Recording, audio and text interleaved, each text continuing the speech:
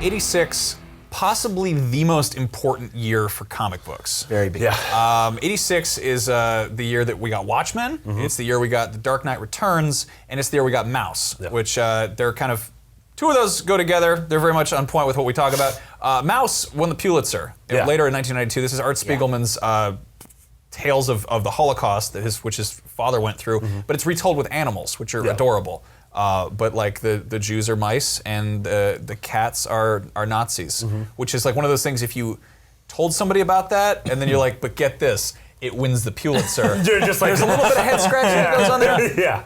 But he was very much big in that kind of underground comics and like kind of the art corner things, and that's awesome. And that made a lot of people who typically weren't checking out comics be like, what's up with this? Like, what's going on here? Around the same time that Keith Haring was around too, so that kind of that was the artsy hipster social justice side of comics.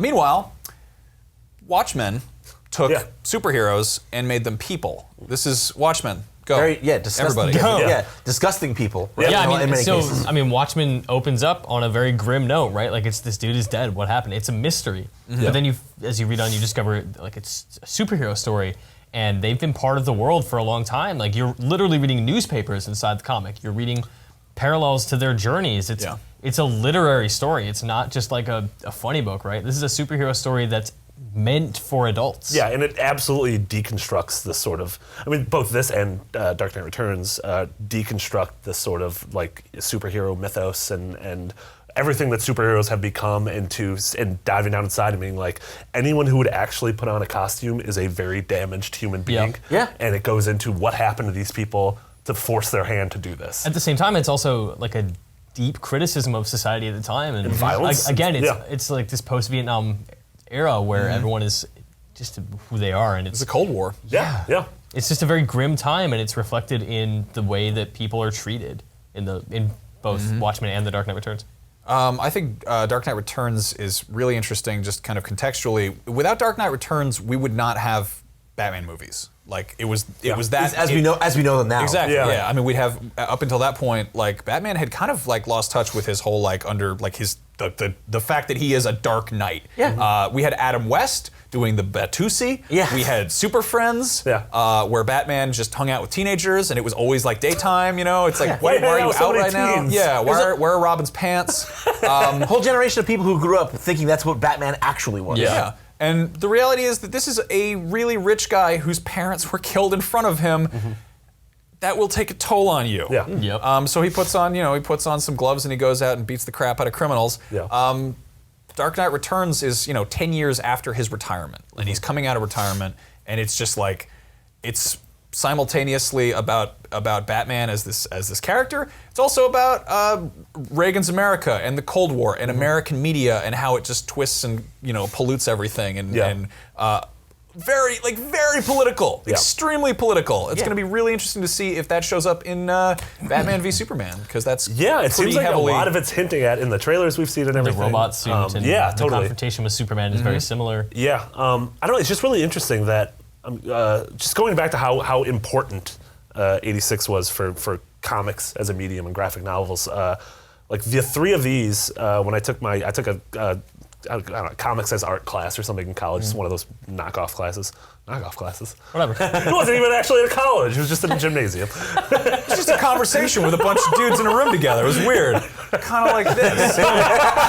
Is this college? But those were three of the first things we read. Those were like the sort of intro, like, hey, if you want to realize why this medium's taken seriously, here are 3 books. Yep. And it's insane that they came out at the same time. Yeah, absolutely mind-boggling. And so much of it, it's not just thematics. When you just look at the craft that went into them as well, like Watchmen, the prose in Watchmen is just stunning. Yeah. I still have so many of those passages committed to memory. I get goosebumps just reading them out. I reread Watchmen once a year. Yeah. And every time there are at least 5 to 10 passages that I start welling up just from how dark and beautiful and true. Yeah. I'm going to Mars. Like the entirety of the stuff on Mars is like the most profound thing about humanity you'll ever read. About like how out of touch this being that now sees all of time at once becomes, how despondent. He's just so disenchanted with humanity. Yeah, and I think most moving for me is Rorschach retelling how he became Oh, yeah, Rorschach, yeah. how he transformed from a human